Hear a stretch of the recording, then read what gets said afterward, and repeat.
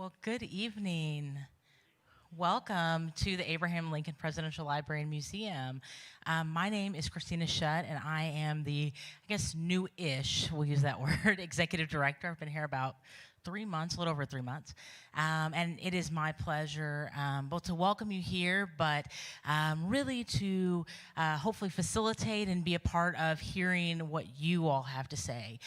You are all individuals here in the community, and those of you joining us online as well.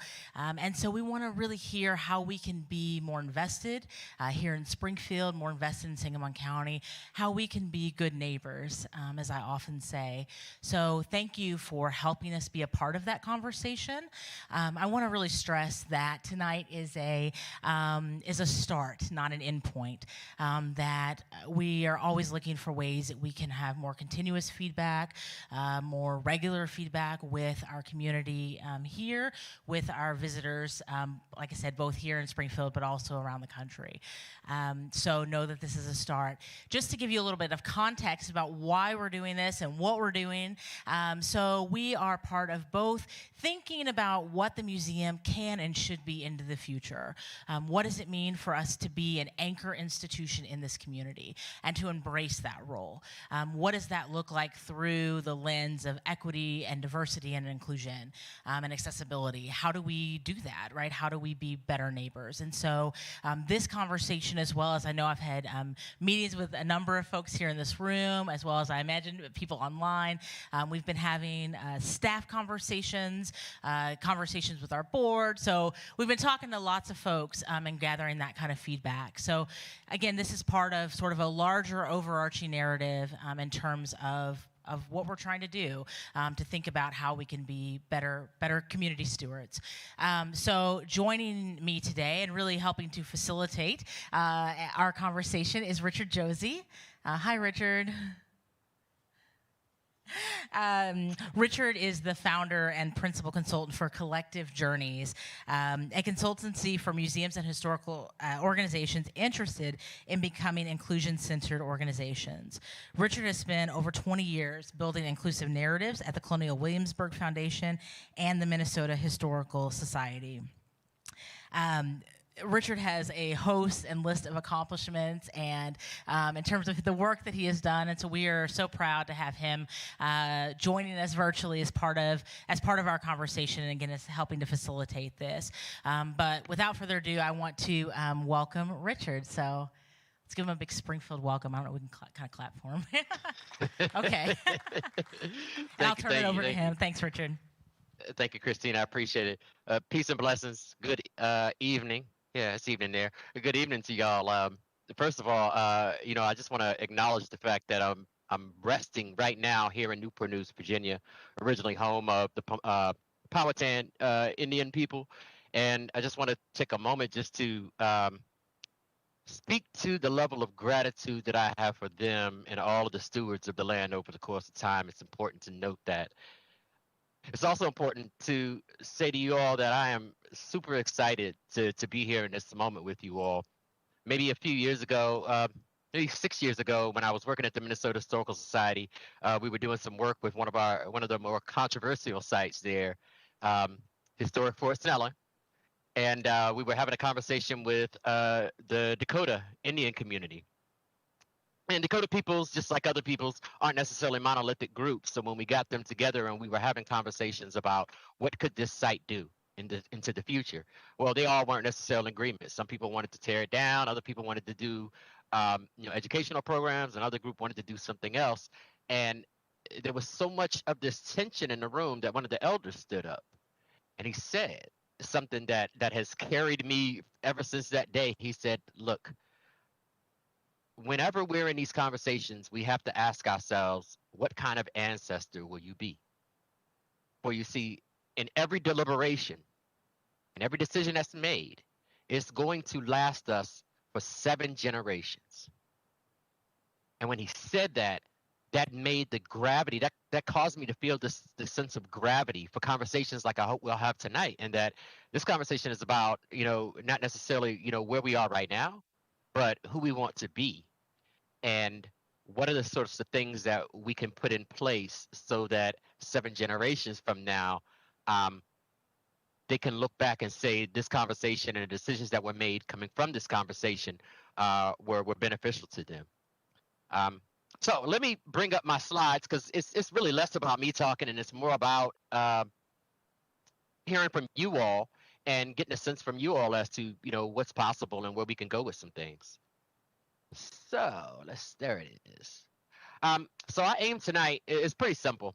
Um, for me, I really want to get a sense of identify the current relationship between the museum and the community. Uh, I want to start to define and have some conversations about what that ideal relationship, what does the ideal look like, feel like, smell like? And then I got a few questions, lined up to get us to start to explore, what are the sorts of things and obstacles that we're going to need to be mindful of in order for us to get to that point. Um, in any of these conversations, I love to create spaces where where we can be safe, but we can also be brave. And it calls for us to have a shared understanding as to what I'll call ground rules. And I'll read them off really quickly. The idea of listening fully and respectfully, make space for all voices to be heard, seek first to understand, ask questions to clarify. I never want to hold a debate. I really want to just get us to a point where we all are hearing from each other. And you'll notice as I'm going through these that I'm framing this as less of me giving you all a presentation, but more so facilitating conversation and ideas. And in some ways, that conversation may be between you all. So I want you all to feel comfortable with that. I want you to stay open. Everybody's free to change their minds. Um, be mindful to speak for yourself, not necessarily as a representative of any group. So sorts of information that you give that may reflect on the group is really from what you believe or what you see or what you feel. Um, that's important. I made myself look crazy trying to represent a bunch of people before, and also make an effort to suspend one's own judgment as we listen to others. Um, Generally, when I do these, I ask if there are any others, but I'm looking at the crowd. I'm seeing we have some folks online, so I think we'll be able to navigate and negotiate that tonight. But just keep these things in mind as we start to break through some of these.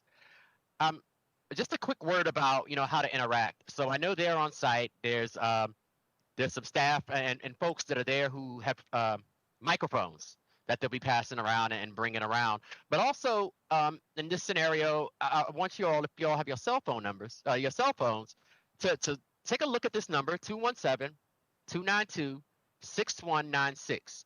And in many ways, I've been one of those people where I've been in these large, in these spaces, and I don't necessarily want the spotlight to come on me. So if I had a way to provide some input without having to have the camera on me or anything, it would have been beneficial. So I wanted to make sure I did that for you all as well. And each one of the slides where I have these questions, the answers will show up on the screen. They're all anonymous, so your name won't be attached to it. But each one of the slides where we have questions, this phone number will be listed on there. It's the same number, and then we'll take it in and go through that process. So with that being said, let's start with our first question. In one word, just one word, how would you describe your community's relationship with the museum? In one word, how would you describe your community's relationship with the museum? And again, the 217 number is off on the left side there, but I also know that there may be some folks who might want to speak into the mic too. So I want to hear some other voices besides mine.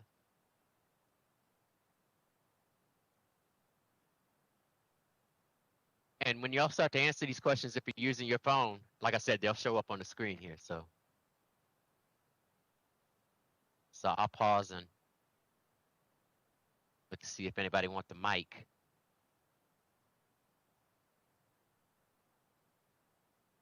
Or text a response.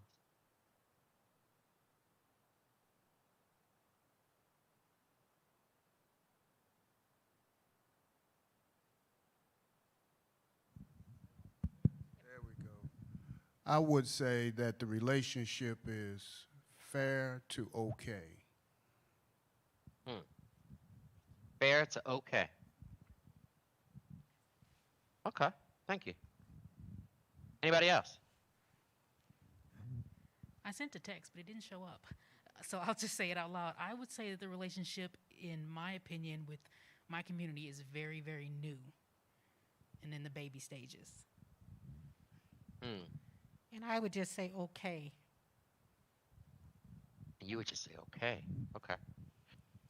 Oh, by the way, I forgot I forgot to click a button, so that's why y'all's for those of y'all who texted, that's why I didn't show up. So I already clicked the button. So if you want to resend it, it'll pop up this time.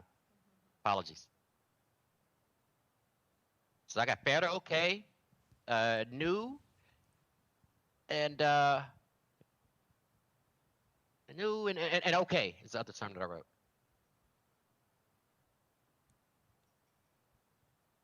Is there another? I mean, there's a lot of y'all in there, so sure there's another.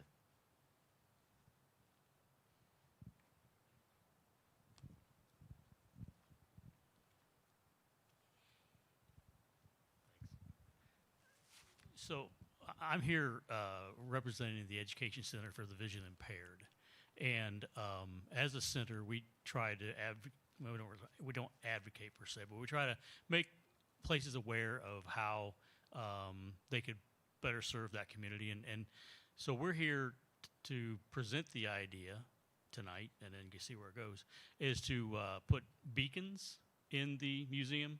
So here locally, we just did this with, we just got a grant to do this at Lincoln Memorial Garden. So out there's going to be 12 sites that will put a beacon, and it's not just for the visually impaired. Anyone will be able to get a headset, and that the beacon is an electronic device that you record an audio of.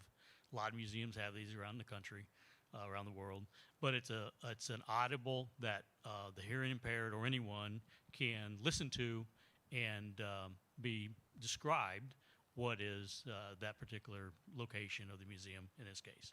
So we were here to introduce that idea, perhaps talk to somebody in the future as to how we could work together.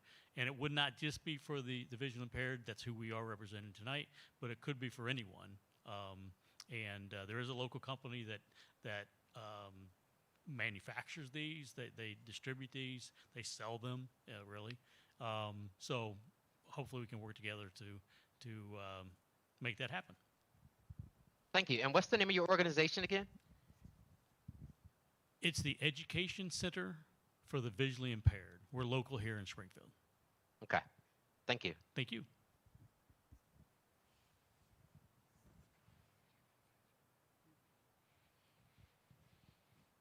And Lance, if we have Lance Tauser as our exhibits director, he's monitoring Facebook.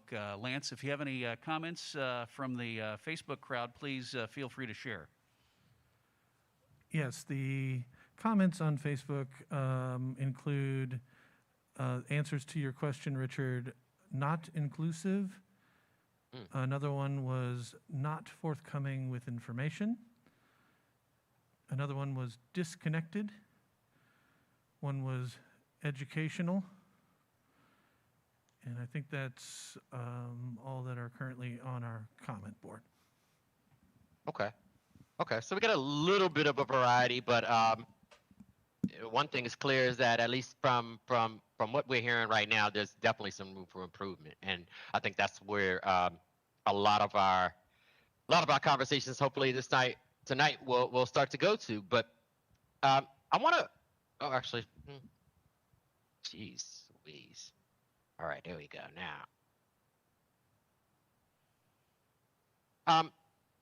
Now. And I'll dismiss the hopeful. I'll get that off of there.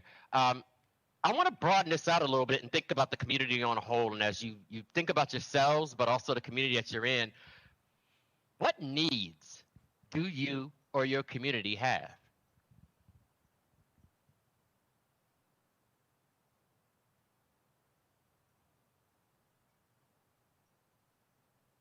What needs do you have? In preparation for this, while y'all are thinking and typing and the like, I went to a 2018, maybe 2019 United Way report for Springfield, and four things kept popping up in terms of poverty, homelessness, education, mental health. Like those are the four things that popped up. And I'm not talking about what the community needs that the museum can necessarily, provide support for. I just want to understand on a whole, what are the needs that you and the community have? Let's spend some tickets for local students.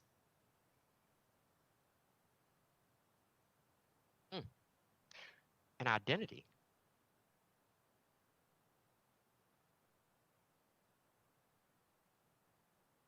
And as always, we're more than welcome. We want to invite people to fill the space up with the voices too.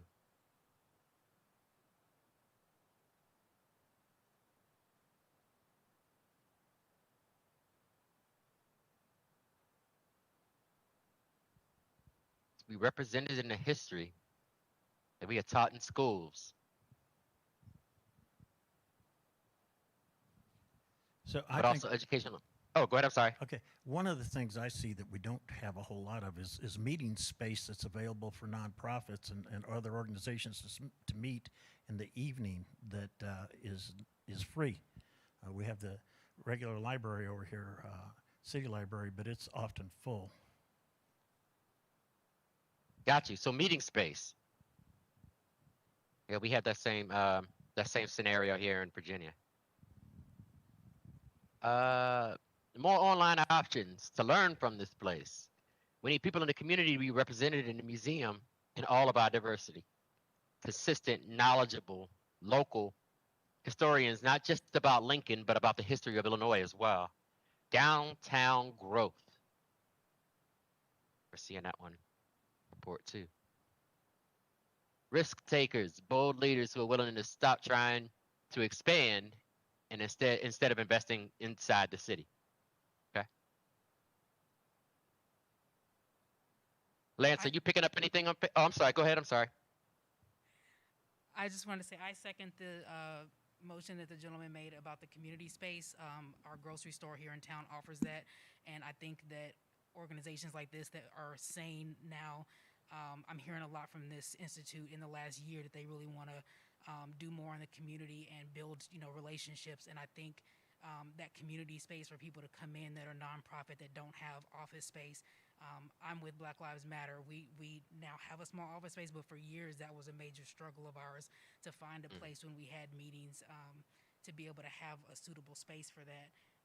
In addition to that, I would like to see history outside of these walls. In Springfield, there is so much Black history that is, there's historical sites that are not prevalent and not taken care of. I feel like the museum has an opportunity to expand outside of these walls. You can, you can put placards on historic places,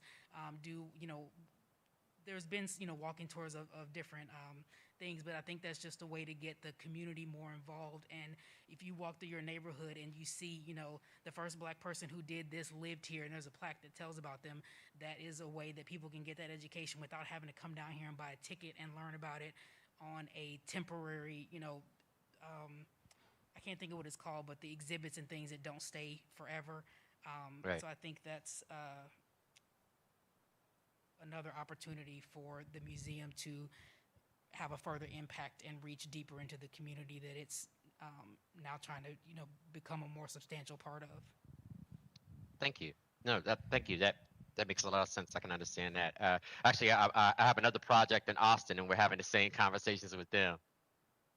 I'd like to say, please I'd do. like for us not only to be at the table, for years Black folks have said we're not at the table. Now a lot of us in this room are at the table, but we need to be a part of helping select the menu or the agenda. Because some of the things, when I show up at the table, and I'm the state president for the NAACP, and if you don't know our history, the NAACP was founded because of the 1908 race riots here in Springfield. So now we're being invited to the table, but that's just head count. But we want to help not only select the menu or the agenda, because some of the things on the menu, I don't eat. So you need to find out what we're thirsty and what we're hungry for in our community and make sure that we're truly being fed. Social economics, educational, just outreach, encouragement, empowerment, and I can go on, but I won't dominate the conversation. Thank you for that. I appreciate that.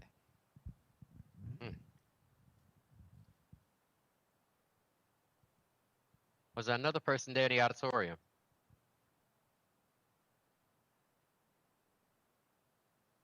If not, I'll check with Lance. Lance, did we have anything from Facebook? Richard, we're posting all the Facebook comments through the text stream, so it's all happening live now. So I got a team up here helping me out. All right, I appreciate it. So I'll go through and read some of these. Just keep reading some of these off. We've got inclusive economic development, reduced admission for groups other than schools.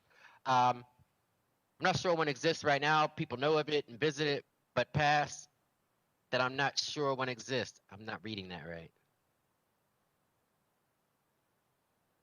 Visit it, but oh, okay. And I'm curious as to this comment as to when it says, I'm not sure if one exists. The one that you're speaking about, are you talking about the community? Are you saying that you're not sure that the community exists right now? If anybody wants to clarify that for me, that would be helpful.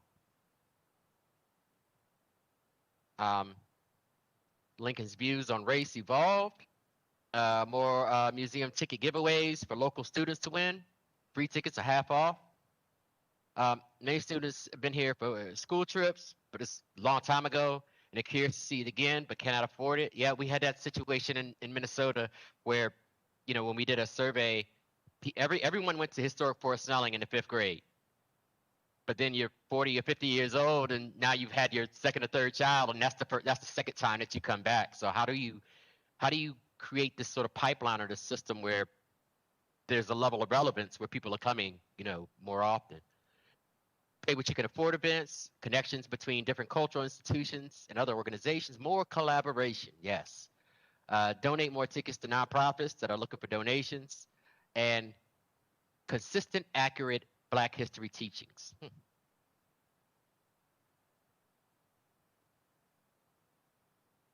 Yes. Are there any other thoughts before we go to the next slide? This is really helpful. Thank you all.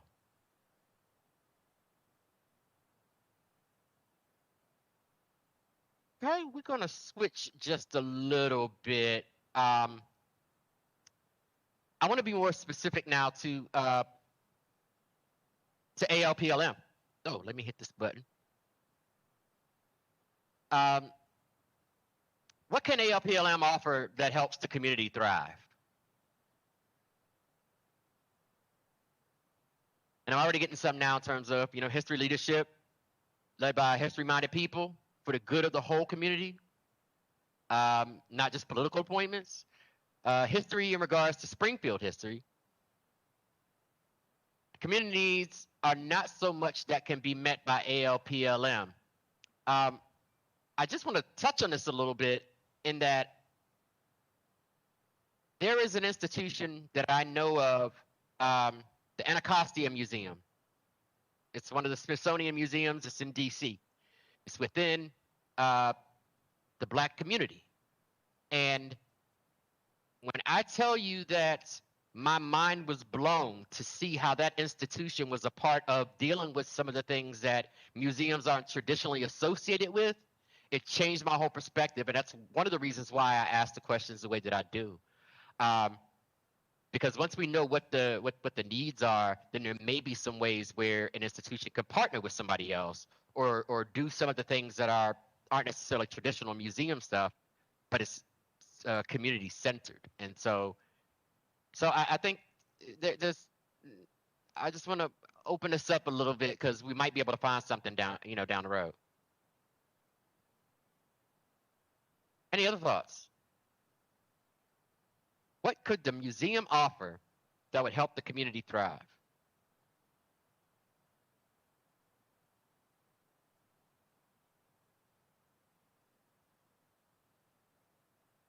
This year, the organization, the museum organized a back-to-school event for kids for the first time, and it helped introduce the museum to younger generation. We need to ignite the young kids so they will keep coming back as older kids than adults. Yes. Needs economic development, investment in the East Side, the ISBE directive. I have to look that up. And African American history be taught, and not just in February. Yes. The museum needs to leave the museum and go talk to younger students, like outreach. Okay. Capture and share local stories, education and outreach into the community. Starting to see that hit in a few different places in terms of outreach.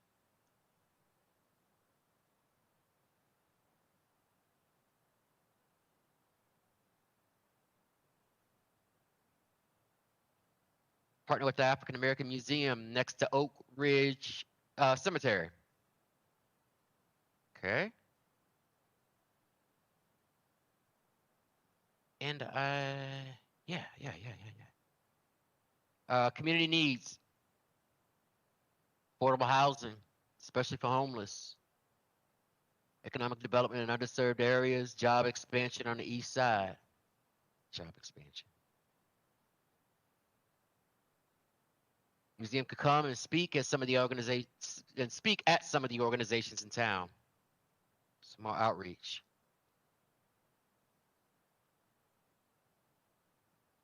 Okay. Sure, I'll look at the time. Okay. Let me breeze through a couple of these here real quick.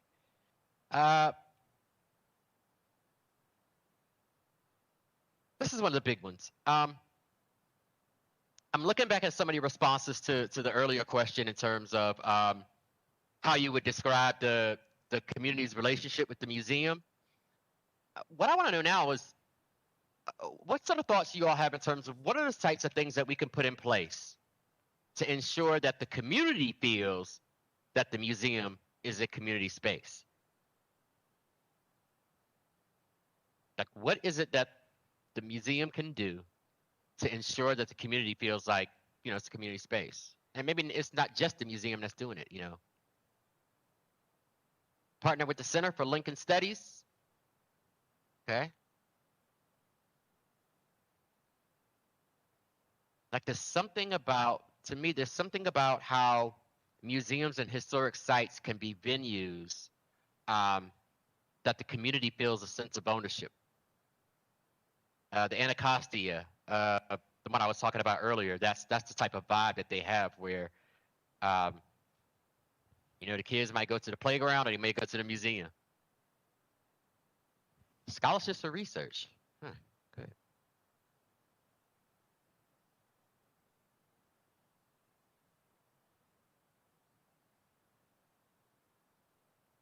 As the 100-year-old park ranger said, history is remembered by those in the room sharing.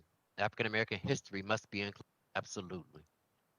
Invite us on as a group to tour, and maybe have an insight event for various organizations, like a couple of museums that I know do sort of community nights.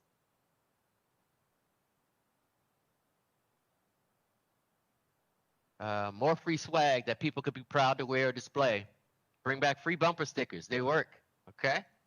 The community calendar for community groups that was previously mentioned. Opening the doors to the community can create great partnerships. Absolutely. And traveling exhibits throughout the community. Back to that one.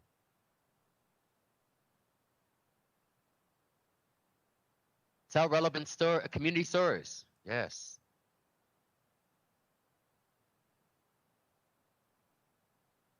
Partner with the university to enable the master students to have internships, free summer research camps. See all about that research. Anybody have anything they want to voice?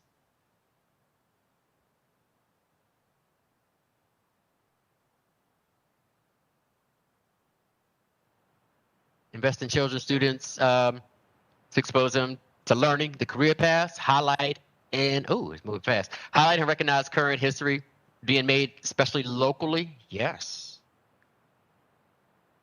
And host events with schools where kids and parents can engage with history in a meaningful way. Lunch programs.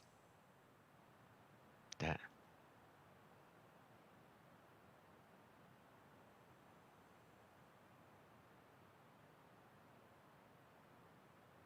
Okay.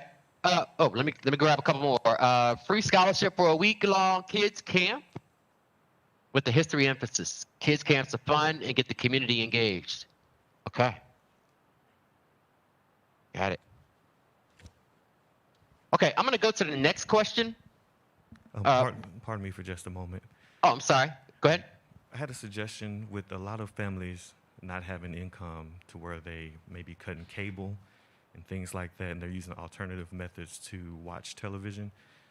We're one of those families to where we made some of those cuts, and what we notice is some local organizations such as hospitals, somehow they're getting their advertisement on non-traditional methods. So for example, you may have a TV that connects to the internet, so you don't have cable and you're not subscribed to Hulu or Netflix or anything, but somehow Springfield Clinic gets an advertisement through.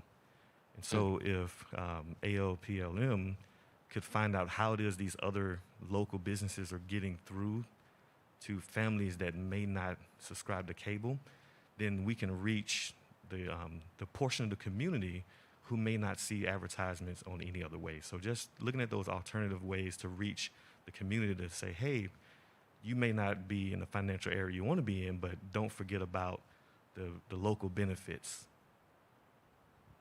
Thank you. No, that's a really good point.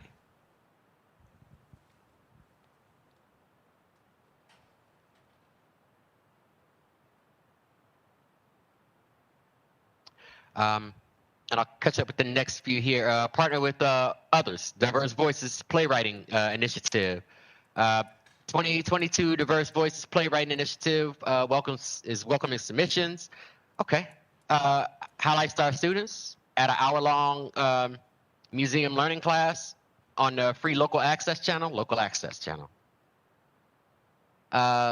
Sponsor and improve some of the Civil War sites in town.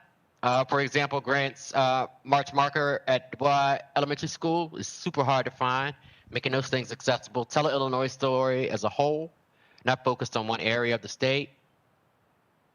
And then, again, the partnering. I'm going to move to the next question because I think some of what we're starting to get right now is really, there we go, is really, being helpful in this case. And I had this situation in Austin where we were doing a similar sort of thing, and what we started to realize was that there were several initiatives that were happening at the same time, and there were also resources that were available that we weren't aware of. So when I thought about you all, I wanted to just ask, are there resources or initiatives that's in Springfield right now that we should be mindful of? So like if there's an initiative to here in Virginia, there's an initiative to be more inclusive of African American history within the school curriculums, and so they're really tackling that. So that's something that's of top of mind when we're talking, about those things here. So I just want to see if there's anything in you all's area in Springfield that, an initiative that's happening that might connect to this in some way. So we are focusing in on 2025. We're trying to get a race riot monument here in Springfield that reflects the 1908 race riots. A few years ago, when they decided to put a high-speed rail through here, they discovered 5 additional houses that were burnt down during the race riots, and so now they've collected those artifacts, and we want a traveling museum. We want some of our artifacts to go to the Smithsonian in D.C., in the African American History Museum out there. There are pictures about the 1908 race riots, but there are no actual artifacts that people can touch and feel and really understand our story. And we want our story to be told from a Black perspective, and it hasn't. And that's not part of our history. And we have people in our community, in our state, who are trying to change the language of a race riot to a massacre. The term was race riot then, and that's what the NAACP locally, state, and national is sticking with as we move forward. So we want people to truly learn the history, understand the history, appreciate the history, and to know that the race riots in the NAACP is not just about Black folks, it's about all folks. It took all folks to come together saying enough is enough. And St. John's Hospital, HSS, has been a big part of that. And black and whites laid side by side as they were healing from being wounded during the race riot that took place here. Thank you. Yeah.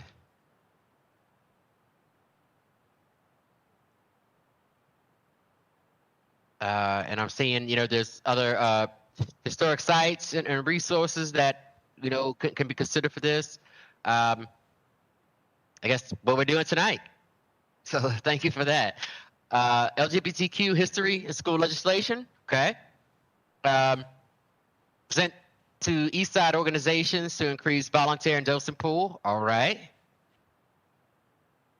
Yeah. Okay. And could the museum check out travel historical boxes for teachers to use in the classroom? That way the museum goes into underserved populations without them finding funding for transportation and tickets cost to get here. Yeah, I'm very familiar with that. We did that in Minnesota, and it really did a big change. It really caused it was a big impact in terms of getting the history in front of folks who may not necessarily come to the museum. Partner with the Springfield Senior Center to acquire more free doses. Okay.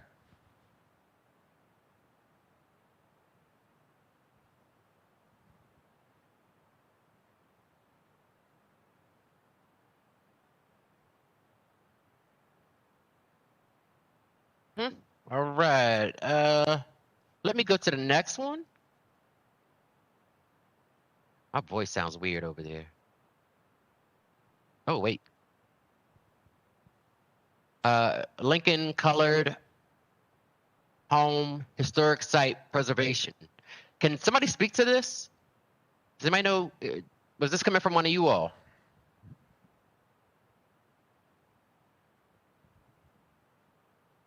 No? Oh, wait. Springfield has the Lincoln Children's Colored Home, which was the first black orphanage here in Illinois. The building is dilapidated. They've tried to sell the building. Black organizations have tried to purchase the building and open it up to its original intent and have people to come through there and find out the history of this historical building. It is currently being owned by a black family, but nothing's being done with the building. And it is a part of Springfield's history and the state history as well. Thank you. I appreciate it.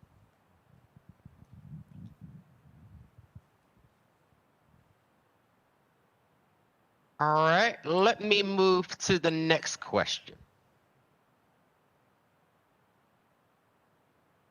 Are there any other historic sites or places that inspire your thinking about what this museum could do for the community?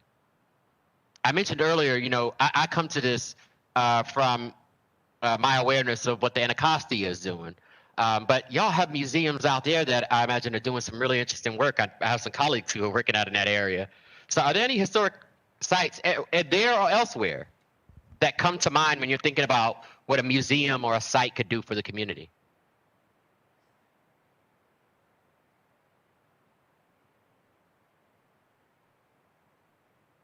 And if you don't have any, that's fine. This is one of those questions I pondered on whether I was going to keep here or not. Black Fire Station in town. And is that a that fire station? Is that an actual sort of still working, operating like museum, historic site? The Masonic Lodge, the brothers have it. It was the first black firehouse here in Springfield, and after the 1908 race riots, people went there for shelter. And they have renovated, redone the outside of the building as well as the inside. They have a lot of community organizations that come in to support it. But it is also a historical site. And when you talk about the race riots, the Children's Colored Home, the Masonic, the first black fire station, they're all within walking distance of each other. We also have the Judge Thomas House, and that's one of the historical sites that was used for black men in the trades in the construction, Taylor House, I'm sorry. And they've been wanting to tear it down, but we've been trying to restore that building as well. There is a lot of history on the east side of Springfield, and these buildings are not being taken care of. We don't have the financial or the funding to upkeep them. Zion Baptist Church in Springfield is the third oldest Black Baptist church in Illinois. It was also a site that people went to for shelter and protection after the 1908 race riots. But a lot of our community is not aware of it because we don't have the funding to maintain and upkeep these locations the way they should. And there aren't placards or markers to indicate this happened at this location, this happened at that location. So what the NAACP and some of our aldermen, Sean Gregory and a couple others had done, we've been doing bike tours, just riding around Springfield, going to the race riot markers, going to these historical sites, and having someone such as Catherine Harris, who's a retired librarian from this area and from, you know who Catherine is, talk about each of these sites. So we're doing our thing internally, but we need help financially to make it bigger and better and to educate and inform everyone, not only in Springfield, but outside of Springfield. Got you. Thank you.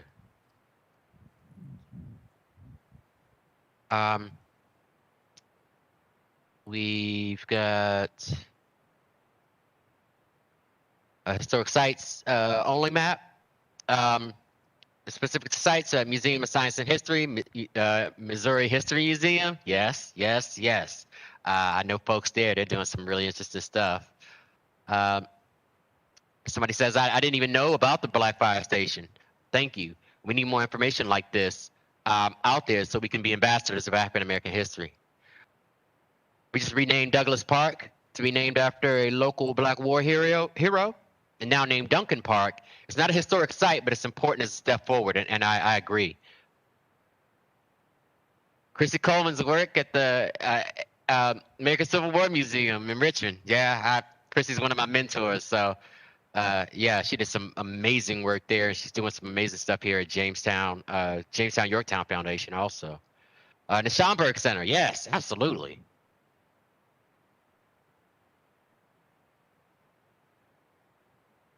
And Illinois State Museum repatriation of indigenous objects, yes. And I was just talking with their ED just recently about that. That's right. All right, I'm on question 6. I got a few more to go. Let's see if we can. Oh, yeah. I love to ask this question because I want to challenge us to dream a little bit. If we were to go 5 years into the future, and what would you like to be able to brag about that the museum has been able to do to, for, and with the community? So think 5 years out, and you would, one of your relatives is coming to town, or anybody, and you're bragging about, the work that the community and the museum have been able to do. What would you like to brag about?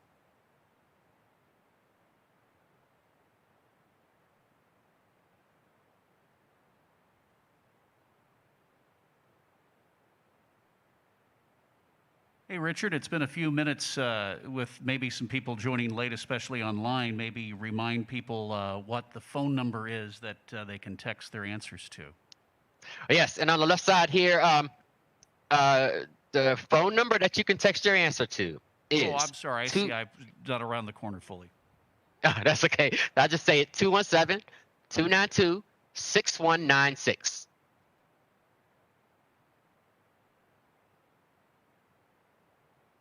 Be a place that is more reflective of the community. Okay.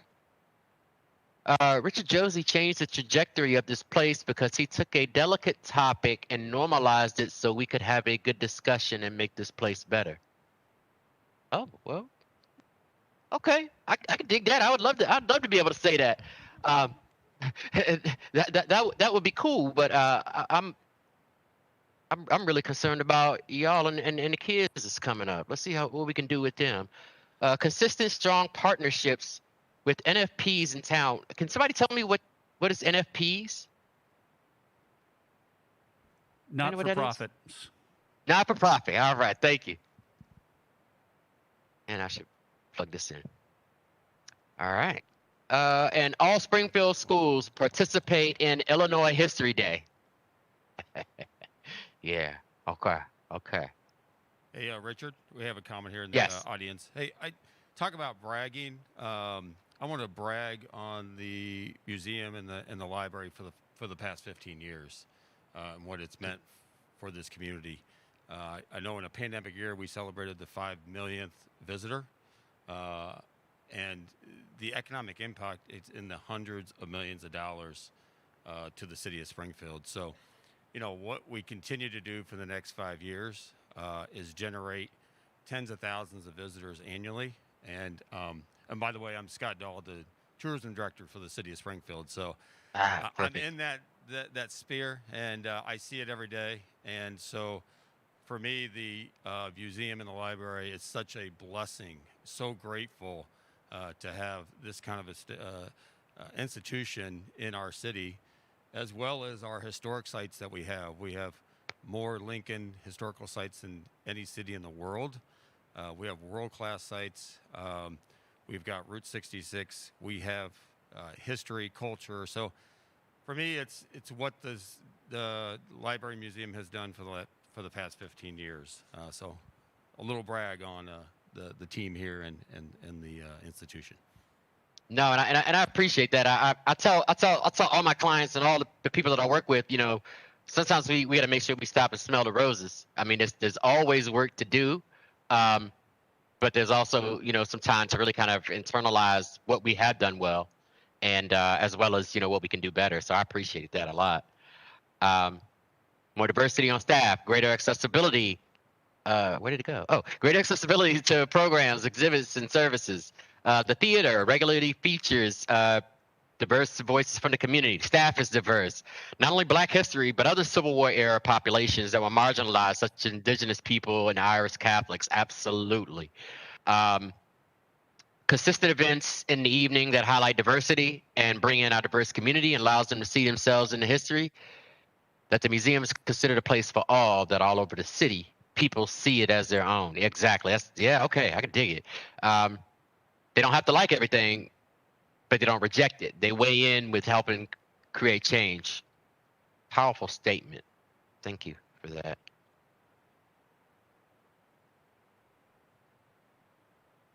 Are there any others in the auditorium?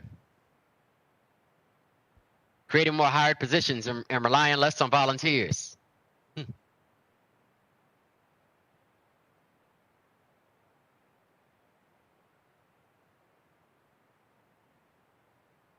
Okay, I see that we are running out of time, and I am finishing up my last couple of questions. Let me move to the next slide here. So my question for you all, and just remember the number, 217-292-6196. The list that you all see there are just a range of themes. And I want you to think about what you know about the museum, and I just really want to hear from y'all as to what themes to you all are themes that you would like to see more of within the scope of the experience. So are we talking more about power? Should we talk more about religion? How about segregation or oppression, aging? Like I really wanted to put this to you all just to kind of get a sense as to if there are any themes that resonate with you that you would like to see coming out of experiences at the museum. And I'll leave this up for a couple moments while y'all kind of work through those and look through those, and then I'll go back to the other slide so we can see what pops up.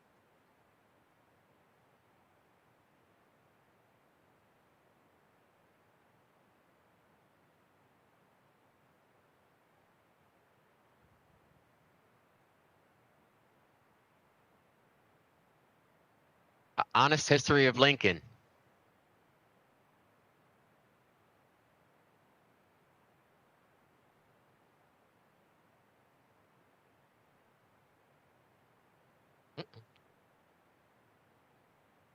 Systemic nature of racism. Resiliency. Okay.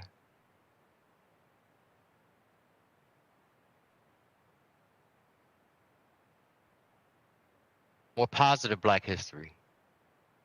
Hakeem Jeffries was presenting at a conference this morning, and he talked about the need for more Black joy.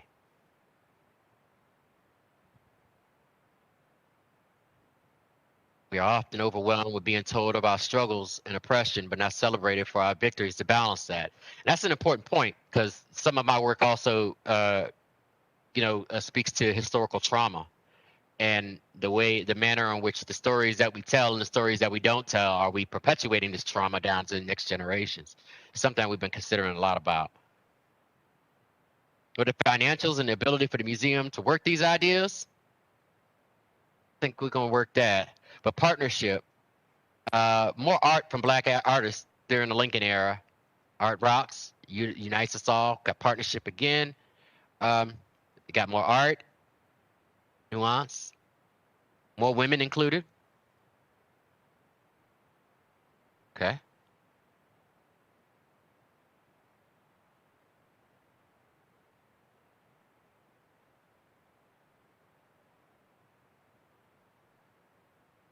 Community. Yeah. Peace.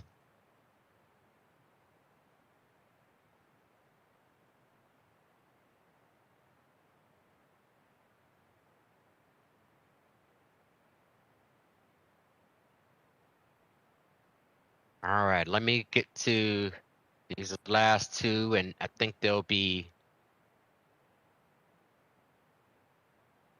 pretty quick.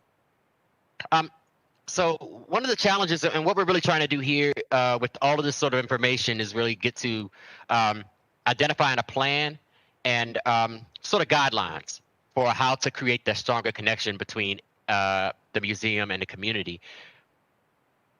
It's going to, definitely talking about, what does that collaborative environment look like?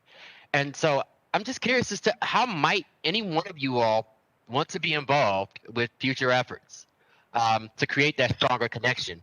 A couple of examples, at one site that I worked at, we actually formed a community council, and that body of people, like the organization created a memo of understanding, a MOU, with this body of members of the community to partner to create things that happen within the community. It was a true-on partnership. I've actually seen that happen twice. And the other example that I had was that one's a little different. That one is where descendants of former descendants of enslaved peoples entered into a partnership with an institution here in Virginia at the board level. So they're like full-on equal partners of what happens at that historic site at a board level. So somebody was saying earlier about this is from NAACP, was talking about not just being at the table, but selecting the menu and the agenda.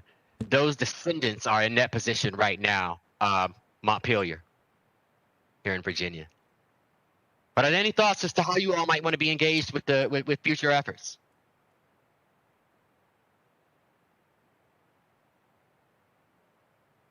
Partner or advertise state retirement systems to get more volunteers, docents, and visitors.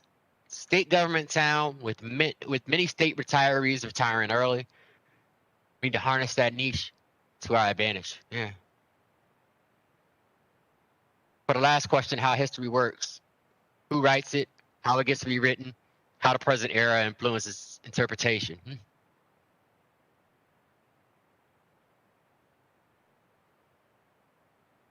And that was, I think you're saying that was for the last question. I'll make that note here.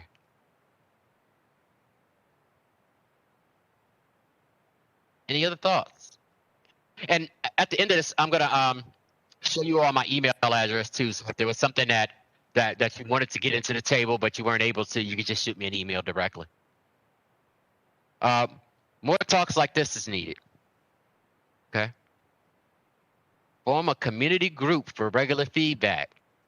I'm glad you said that.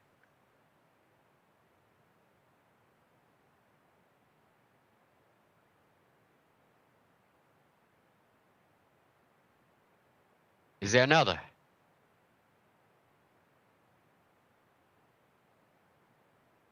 Donation. Okay.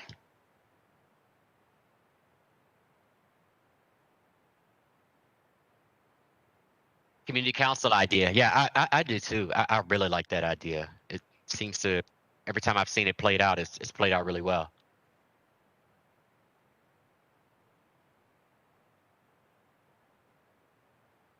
A couple of seconds.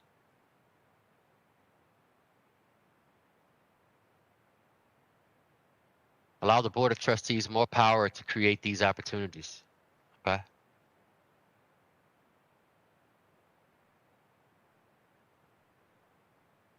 Okay, and I want to be conscious of your time. I see it's already 7:02 y'all's time. So let me get to my final question.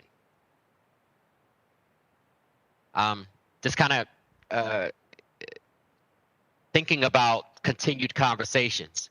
If we were to continue this conversation, what would you hope to be discussed?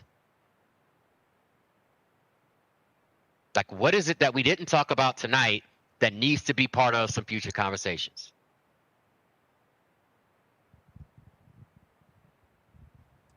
I think that we would like to hear from ALPLM themselves to see what they want to do. And I'm the new Ward 5 alderwoman, and the museum lies right here within my ward. So I will definitely be making sure that we have a partnership and participating in the community. Just having a strong presence is a start. But having this dialogue and conversation, we're saying what the issues or what the problem is, but what is the solution now? So flip the script and put the ball in the museum's court. So I think it should be a second discussion followed after this so that we can hear from the museum, and they took in all of these ideas and comments, and now what do you want to do? And hopefully I could help facilitate too. Perfect. Perfect. Thank you.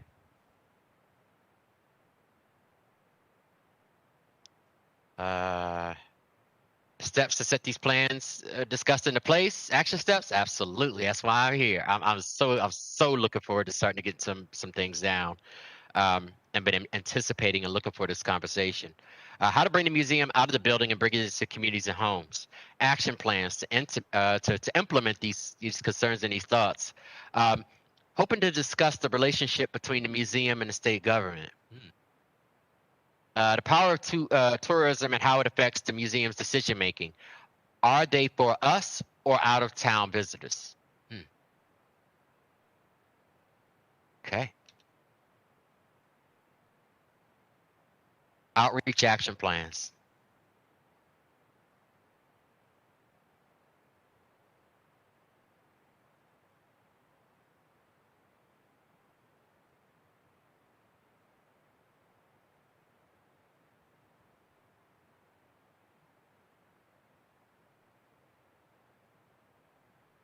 So let me at least give you all my last two slides, because I want to make sure that you all, and I'll leave that so that anybody who's responding, it'll still populate in there.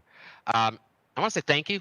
I appreciate it. I know at least it's awkward for me because I'm looking at a screen and y'all on the other side of the screen, and the vibe is different, but I appreciate y'all sitting with me and working with me through this tonight. This is my email address. If there are any other thoughts that come to mind, richard.josie@collectivejourneys, all one word, .org. Sorry for the long collective journeys part. I don't know what I was thinking when I pulled it together, but please send me an email with any other thoughts that you all may have. There's this African proverb that says that it takes a village to raise a child, and I've been one to kind of remind people that, in some ways we're at a place right now where we have to develop or redevelop that village. And so I think I know that's the case that's the case I got in Austin, and maybe that's here too. I noticed what we got going on here in Virginia. So I'm gonna unshare this, so we can get back to the big screen. So Christina, that's what I got. If anybody has any questions there, I'm I'll be happy to answer any questions, or maybe Christina can answer some. But I just want to say thank you all so much for your input. Well, thank you, Richard, for being with us virtually. It's amazing all the things we've been able to do this year, right? Exactly. And thank all of you for being here. I can't tell you how much I really appreciate it. I was sitting in the back taking notes, listening, hearing. We will have this event is, like I said, being live streamed on Facebook, so it's being saved. So I encourage you to send it to people that you know, encourage them to watch it. Folks that I know we've got faith leaders, so send it to your congregations, send it to your members in your clubs and in your organizations, and let them see that. And we'll continue to collect feedback and collect comments from that. You've got Richard's email, of course, richard.josie. You're also welcome to, of course, email me directly, christina.shutt@illinois.gov, although Richard's probably faster on responding back. I get a lot of emails. But we really do, again, thank you for your feedback today. You also got cards. So if there was something that you really wanted to say that you didn't feel comfortable putting on the screen or saying at the microphone, you're also welcome to write those down. If you think of something later, write it down, drop it off at the front desk of the museum, and they'll make sure that it gets to me. I really do read all of the comments. The other thing that I think is important that I'll mention, which you may not know is going on as well, is that all of our volunteers, so we have about 500 volunteers who work and serve and do an incredible job here at the museum, and all of our volunteers are equipped with notebooks and pens and paper in those notebooks to write down comments and feedback. So again, as you come and visit the museum, as you see people visit the museum, let them know that we're doing that. I individually read every single comment that comes through those notebooks. I get a nice typed up sheet at the end of the month, and so we read those and we work to address things, but also identify areas where we can grow and improve, and longer term strategies as well as the short term ones. So like I said, we are collecting feedback. I am reading those, I am seeing those, because when we say that we are a community, we want to be a community organization, we want to be a museum that you're proud of, not just for your out-of-state visitors, but that you're proud to be a part of and proud to have in this community in Springfield. That we and I truly mean that. So thank you again for your time tonight. We, again, really appreciate y'all. Have a wonderful evening and a safe drive home.